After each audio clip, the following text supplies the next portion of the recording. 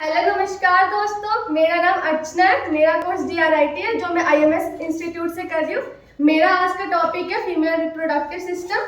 तो चलिए दोस्तों शुरू करते हैं। फीमेल रिप्रोडक्टिव सिस्टम क्या होता है? तो पहले हम स्टार्टिंग करते हैं रिप्रोडक्टिव सिस्टम क्या होता है। रिप्रोडक्टिव सिस्टम मतलब ऐसा सिस्टम है जिसमें कि प्रोडक्शन क्या होता है, यानी किसी चीज की उत्पत्ति करना, और ये यानी हम जैसे हमारे जैसे उत्पत्ति होना, यानी हम ह्यूमन है तो हमारी ह्यूमन जनरेशन ही आगे बढ़े, उसके लिए ये ऐसा सिस्टम होता है जो हमें नॉन लिविंग ऑर्गेनिज्म से हमें लिविंग बनाता है। यानी जो नॉन लिविंग ऑर्गेनिज्म होते हैं उनमें रिप्रोडक्शन नहीं कर सकते, और एक ह्यूमन बीइंग है जो रिप्रोडक्शन कर सकते हैं।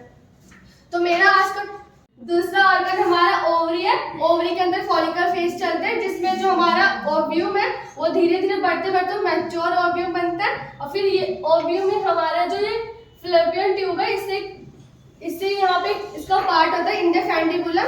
तो जब हमारा ओव्यूम मैच्योर होता है तो इंडेफेंडिबुलम उसको एब्जॉर्ब कर लेता है, और फिर उसको यहाँ से ले जाके यहाँ पे ले जाता है। ये हमारा यूट्रस बॉडी के ऊपर वाला डोम शेप स्ट्रक्चर, जिसको हम फंडस कहते हैं।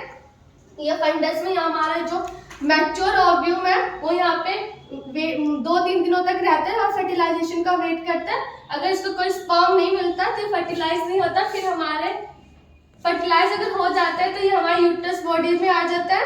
अगर फर्टिलाइजेशन नहीं होता तो ये हमारे यूट्रस बॉडी के थ्रू ये हमारा फ्लो आउट हो जाता है। और फिर हमारा थर्ड पार्ट है यूट्रस, क्योंकि जो हमारा जो ओव्यूम है वो जब मैच्योर हो जाता है और उसका फर्टिलाइजेशन होता है तो हमारे यूट्रस में आ जाता है, जहाँ पे वो बेबी का रूप ले लेता है, और फिर यूट्रस के बाद ये वजाइना तो उसकी डिलीवरी हो जाती है।